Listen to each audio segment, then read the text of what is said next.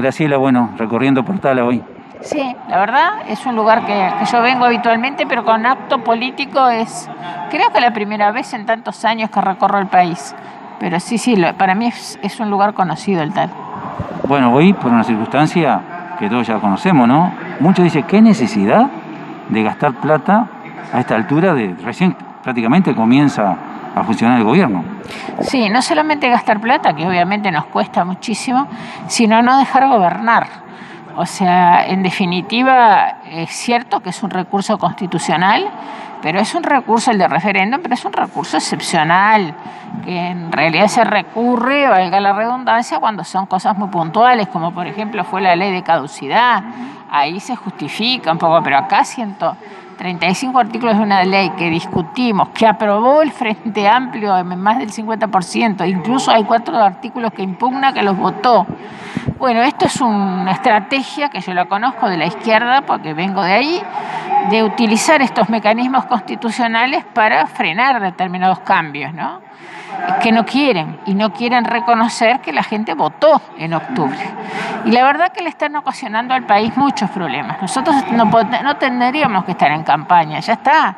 Déjennos gobernar, es decir, estamos todo el día tratando de trabajar en lo que corresponde, el Poder Ejecutivo lo mismo, y bueno, y ahora vamos a tener estamos saliendo ya desde ese tiempo, es campaña, y sí, es campaña, nos llevó el Frente a esto, y el PIT-CNT fundamentalmente, porque el Frente no hubiera tenido fuerzas ni militancia, pero el PIT-CNT hubo muchos sindicatos que estaban muy enojados con la ley, sobre todo el de educación, FENAPES, el 70% de los 135 artículos corresponden a educación.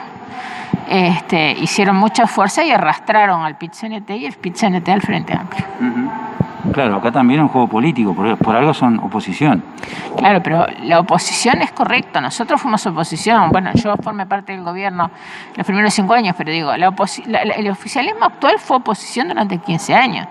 Y una cosa es llamar a interpelación, a comisiones, esas cosas es correcto que la oposición haga, pero trancar una ley que fue, o pretender, mejor dicho, trancar una ley que fue votada por la población, porque el presidente iba con el proyecto a todos lados, siempre habló de la ley de urgente consideración y de las cosas que iba a contener. Bueno, yo que conozco a la izquierda sé que lo que les interesa es bloquear los cambios.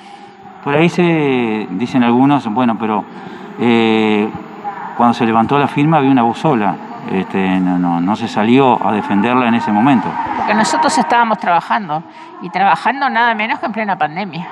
Yo creo que es un referéndum inmoral o amoral, yo soy más drástica, porque cuando nosotros y todos teníamos que estar muy unidos, enfrentando un enemigo muy peligroso, que no sabemos cuándo está, dónde está, cómo muta, países que muy desarrollados tienen hoy día unos problemas de rebrote brutal y nosotros tenemos ya un poco más de contagio.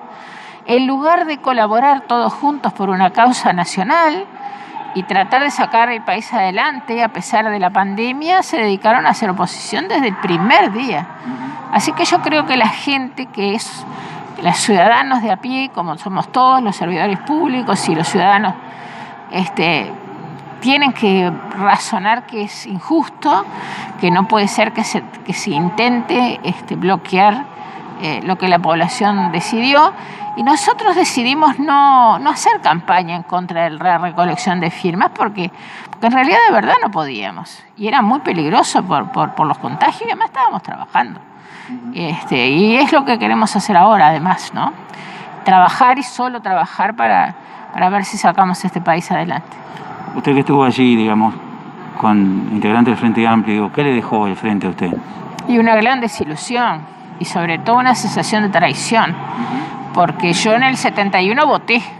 O sea, nosotros en el 71, cuando formamos el Frente, era un frente democrático, era un frente que se creó con gente de todos los partidos, tratando de frenar los avances de la ultraizquierda a través de la guerrilla, que no la queríamos, y la ultraderecha, que bueno, obviamente cuando se desarrolla la ultraizquierda se desarrolla la ultraderecha.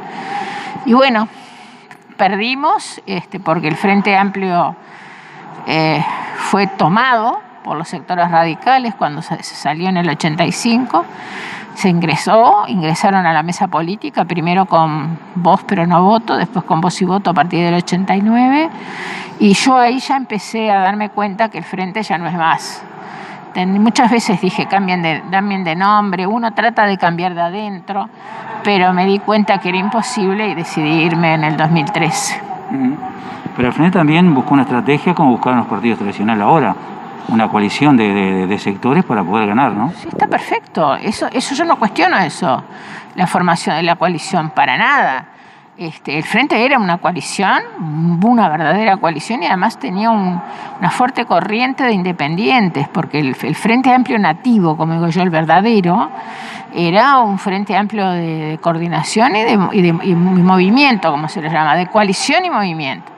Bueno, todos los que en realidad estábamos en contra de la incorporación de la guerrilla y de toda la radicalización nos fuimos yendo. El Frente Amplio perdió ese electorado, perdió en los últimos, eso lo decía el otro día Botinelli, en los últimos 4 o 5 años 200.000 votos, porque en realidad se quedó con otro electorado que provenía de otros sectores, pero los fundacionales nos fuimos yendo todos. Por allí hay muchos que dicen que la virtud de ellos fue empezar a trabajar en la enseñanza, en los lugares de donde estaba la juventud, para ir cambiando un poco esa mentalidad y lograr el objetivo. Sí, bueno, la izquierda tiene una tradición, se pueden dar nombres incluso, como Antonio Gramsci, por ejemplo, que es ganar la batalla cultural. Y la batalla cultural se empezó a dar muchísimo antes del 2005. Se empezó, sí, a adoctrinar. Los que éramos militantes éramos adoctrinados. Algunos nos dimos cuenta y huimos. Pero sí, además el dominio de la enseñanza.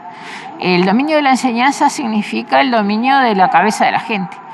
Por eso reitero, es que la ciudadanía tiene que reflexionar, más allá de que yo vengo de la educación y por eso me preocupa tanto, que no es casualidad que el 70% de los 135 artículos sean con respecto al capítulo de enseñanza, porque en realidad lo que cambiamos con la LUC fue la gobernanza de la educación.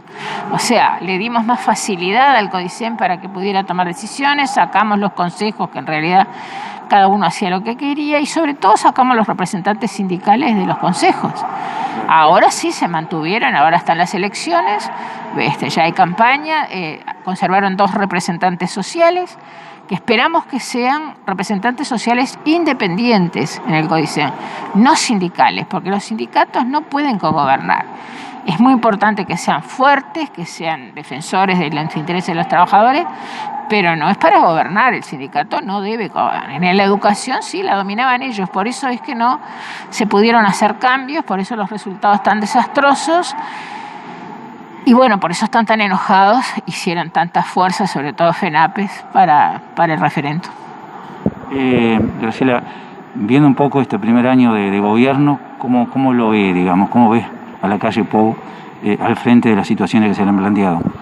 Bueno, creo que Luis, esta pandemia que nos ha caído realmente muy mal a todos y especialmente al gobierno, le ha permitido a Luis hacer que lo conocieran. Porque la gente tenía muchos prejuicios con Luis Lacalle Pou sin conocerlo. Los que lo conocemos y los conocíamos, yo lo conocí en el 2013, sabíamos que él tenía una capacidad de liderazgo enorme.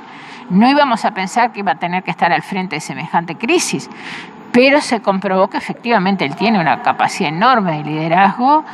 Él toma las decisiones, se hace cargo, consulta, porque eso que no consulta no es cierto, está permanentemente rodeado de equipos, nos respeta muchísimo de los legisladores, la libertad, la verdad que tenemos, es impresionante, y se hace cargo de las decisiones, y es muy cercano a la gente. Yo cuando veo que les llama la atención que él va por la calle o que le toca la cabeza a un chiquilino, que conversa, él es así, no es una postura.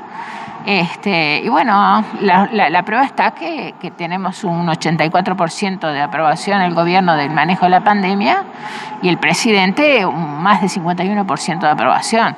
que a esta altura de un gobierno es inédito. Siempre se tuvo menos a esta altura de los gobiernos, y más nosotros que tuvimos que enfrentarnos a menos que las consecuencias de la pandemia, que fueron consecuencias económicas y sociales, y son consecuencias económicas y sociales muy graves. Así que yo creo que todo el mundo sabe ahora que Luis se podrá estar de acuerdo o no, pero tiene una enorme capacidad de liderazgo. Yo no sé qué hubiera pasado si semejante crisis hubiera estado en otras manos. ¿Qué puede pasar ahora? Ustedes están haciendo campaña, tratando de que esto no se revea, pero acá hay una jugada, digo. Hay dos que quieren ganar el partido. Puede ser, digamos, trancar un poco las acciones del gobierno o levantar vuelo el frente si gana la... Bueno, eso depende de los ciudadanos. Yo soy de una republicana partidaria de la democracia, pero de verdad. O sea, yo no creo que las cosas se construyan desde arriba, se construyen desde abajo. Las cosas crecen desde el pie. En la medida que los ciudadanos tomen conciencia de lo que votaron y defiendan lo que votaron en octubre y sepan la verdad, porque se está mintiendo mucho. A mí me molesta, porque la verdad que yo voy a poner un hashtag diciendo la verdad, la LUC se defiende sola. Porque me llama la atención demasiado grosero las mentiras, demasiado groseras. Porque hay cosas que son opinables, por ejemplo el tema de los combustibles. Eso es más discutible, más opinable, pero inventar lo de los arrendamientos, inventar que se privatiza la educación, esos son inventos. Entonces, se han convertido, eso sí, en elecciones de medio tiempo, que son muy, muy peligrosos para un país porque no permiten desarrollar el programa. Esto estuvo pensado para tratar de molestar al gobierno, o sea, de impedir los cambios. No fue casual, reitero, los conozco. El Frente muchas veces utilizó el recurso de referéndum por varias cosas. Algunos los perdió, otros...